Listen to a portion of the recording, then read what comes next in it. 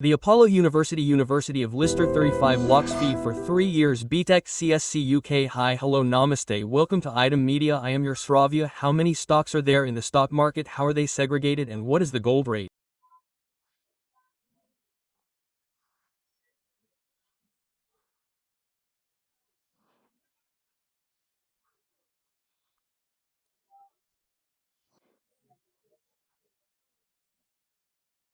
Stock market analyst Ramachandra Murthy is with us to discuss all this. Namaste sir. Namaste Andy. How are you sir? Fine Andy. So stock, now we are segregating in all matters in each company. They say this is the theme and this theme is this. Similarly in the stock market also some stocks are segregated: mid cap, large cap. There are various types like this. I mean there are 3 types, so can you tell me once how we segregated? Of course madam. Now there are generally 3 categories: large cap, mid cap, small cap, but that is just on market capitalization they are segregating.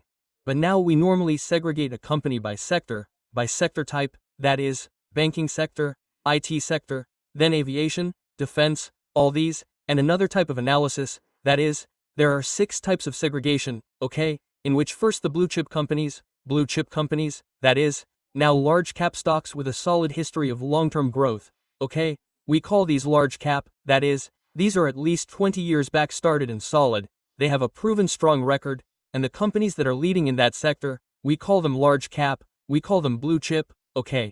So just like L&T, otherwise SBI Bank, HDFC TCS, all these can be called top Nifty 50 companies, okay, or Nifty. Let's call 100 companies large cap blue chips, and the investment is also high for these and the returns are also good.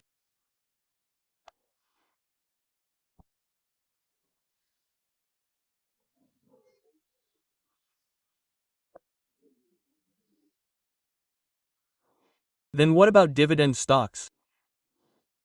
Okay, what about these companies?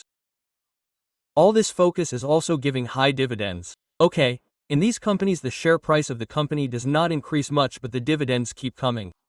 Just like now. What about Vedanta, Hindustan Zinc, Hindustan, and Coal India? What is happening to these companies is that they have monopoly in those sectors and still have no scope for expansion. When the expansion is already maximum, what do? They give those profits to the investors in the form of dividends.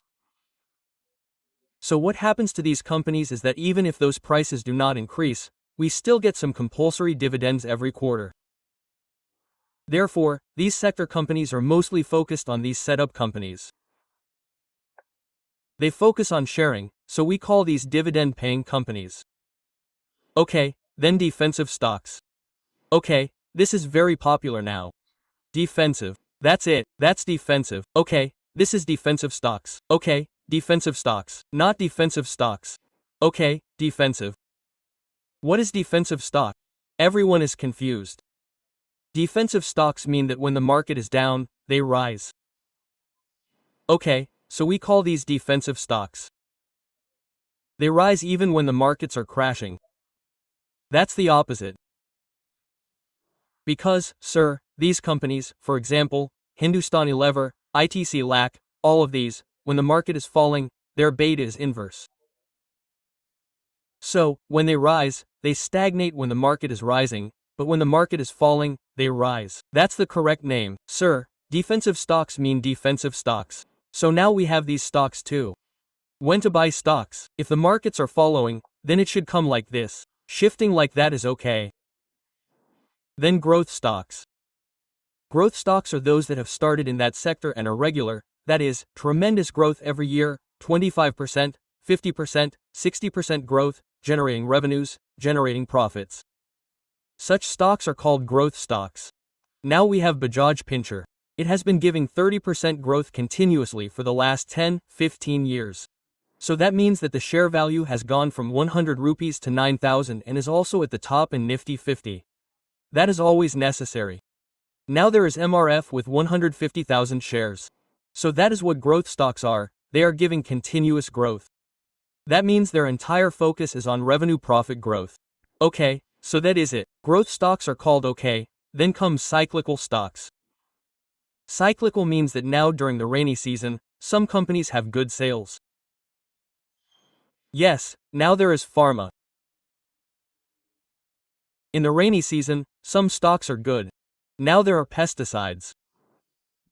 Then there are raincoats, cloth, particularly, some such cyclical season stocks.